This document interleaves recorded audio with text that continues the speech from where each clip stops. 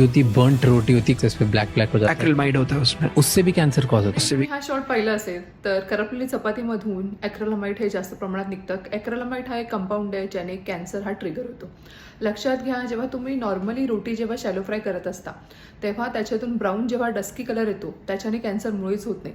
पण ज्या गोष्टी ज्या डीप फ्राईड असेल, जसं की फ्रेंच फ्राईज झाले, समोसे झाले किंवा चिप्स झाले, ह्याच्यामधून अति प्रमाणात ॲक्रेलामाइड बाहेर पडतं.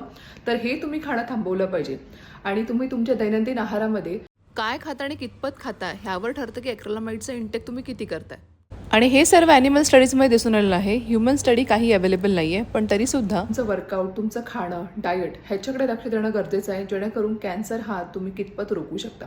आजकालच्या लाईफस्टाईलमुळे जे तुम्ही गोष्टी खाता, ज्या गोष्टींना तुम्ही एक्सपोजर करता, जी हवा आपण आत घेत असतो, ह्या सगळ्या गोष्टी कॉन्ट्रीब्यूट करत असतात. सोशल मीडियावरती ज्या चुकीच्या इन्फॉर्मेशन आहेत त्याला बळी न पडता योग्य चॅनलला फॉलो करून सायंटिफिक टिप्स आणि सायंटिफिक बॅक्ड व्हिडिओज अवश्य फॉलो करा. धन्यवाद.